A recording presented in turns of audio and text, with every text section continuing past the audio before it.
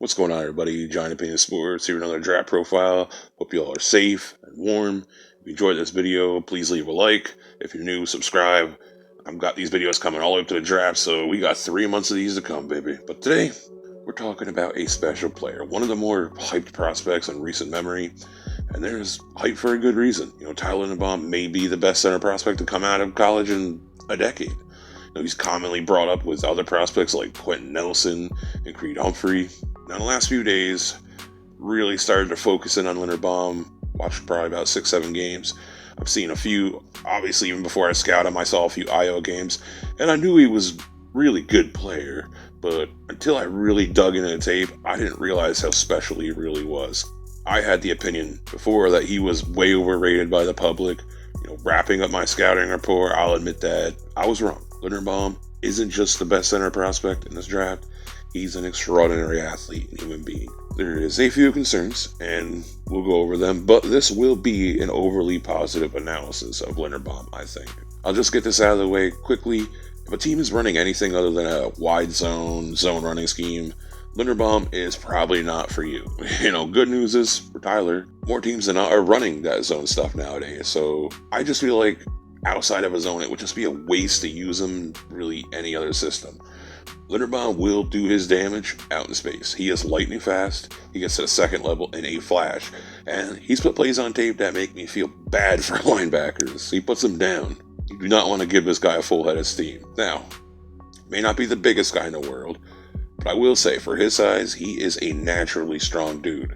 He is undersized, and normally I'd like to see guys bulk up a bit, but I actually kind of like him where he's at. I think he'll naturally put on some muscle and get a little bigger in the NFL. I mean, it's kind of hard not to with the way these guys lift weights and the way they work. But I don't want Linderbaum to lose that burst and balance. That combination is what makes him what he is. It makes him a great player, a great prospect. I've probably only been hardcore scouting for the last 3-4 years, but I've never seen a lineman move like he does in space. And I love his leverage in the run and pass plays.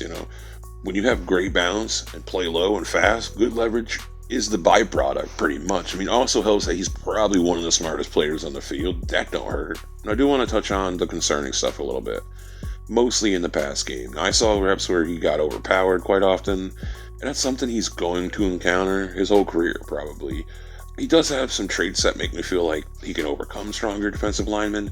Again, he plays low, his feet are pretty good for the most part, and I saw him recover most of the time on the reps that he lost, like right off the snap.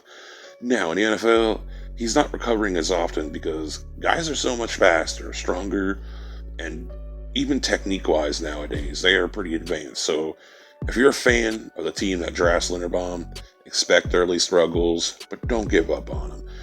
He's going to give up sacks early in his career, probably. I'm sure teams will scheme against him. If I'm a defensive coordinator, I'm loading up the A-gap and I'm coming at him. Especially early on. That's what I'm doing. I showed on tape, sometimes he would stop his feet, he would tuck his helmet down to make contact, which allows faster blitzing linebackers to work around him. That approach works for defensive linemen. When you're working with them faster linebackers, he's just got to learn that you can't do that. But it's fixable. The good news is, at least he identified the blitzes properly pretty much every time, got to the man he was supposed to every time, and he's going to have to learn to keep moving his feet. You got to shadow your man. That's how you got to play them faster linebackers. Now, I have no doubt he'll make the improvements. He'll need to. And he'll probably get plenty of practice early on in his career. If I'm a guy on my couch and I'm identifying this, NFL coaches are probably already designing twists and blitzes up the middle to attack him. Now, in the run game, he has less things to work on. I wouldn't want him in an offense that's just running the ball 25, 30 times up the middle. That wouldn't suit his strengths. Now, he shows reps where he's moving bodies and getting a job done. There is plays where he doesn't get great push, though. And like I mentioned before, the linebackers, he has bad helmet placement, which some people will call hat placement. He has a smaller frame, so defensive linemen will get inside of him, which disrupts him from getting any kind of push, or at least getting the push that he wants.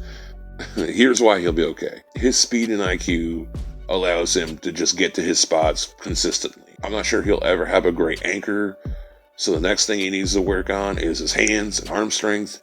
It's great to have the speed, flexibility, and lateral drive, but you got to keep people out of your body, man. You got to keep them off your chest. There's moments where I see Linderbaum get good strikes to defenders. I've even seen him make some nice one-arm strikes. He needs to show up more. At least the center position, he'll have help from guards most of the time. So I think that'll help him, help buy him some time till he can prove his striking and his technique with his hands and arms. But listen, don't focus on the negatives too much of what I'm saying here. I'm being very nitpicky. If you watch the tape, very, very nitpicky. The bad plays that I'm talking about, you see maybe once in every 12, 13 plays. A real quick summary to wrap things up nicely is a combination of elite speed, flexibility, body control, and intelligence that will make him an elite second-level run blocker. He makes the proper blocks off the line, and he's a great resource to the guards that play next to him. In the pass game, he shows great bend, identifies what the defense is doing quickly, and he's got great recovery in instances where he looks like he's in trouble. He needs to work on his anchor a bit, being more aggressive with his arms and hands. I want him to be in a scheme that runs more play action stuff, more screens, and Dealey needs to be in a zone run offense. But I think he's a plug and play center. If he comes out off rip his rookie season and he's a top 3 to 5 center, I wouldn't be shocked. And I think he's only a center. I'll say that. I don't see him being able to transition to guard in his career. So you could say maybe he doesn't have any positional versatility. There's a couple words for you. Positional versatility. But before I scouted Tyler Linderbaum, I kind of cringed at taking him in the top 10 in the draft. I thought the idea was insulting, honestly. But if you're a team that runs a wide zone, tons of screenplays like, say, San Francisco, he will change the projection of your offense. He will make his presence felt instantly. So I think his talent is top 10 to 15, but if a team grabs him in that 5 to 10 area and runs a scheme that he fits in well, I'd completely support it. I can't believe I just said that. But after scouting him, I'm just comfortable saying he's not Quentin Nelson, but he is deserving of the hype. And if he gets drafted in the right offense, he could be a first-year Pro Bowler right off the bat. And he's probably going to be a Pro Bowler every year of his career. But that's it for me. I can barely even talk. Again, if you're a fan and early on he has struggles, relax. Give the guy some time. He's got the intelligence, the intangibles to get himself back on track. But he's probably going to go in the NFL and be great right off the bat, man. Love this kid. Love the way he plays. He's even got a little nastiness to him.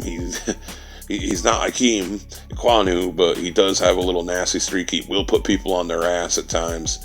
Can't say no good about him. Whoever drafts him is going to get a hell of a player. But that's it. Like, subscribe, and peace.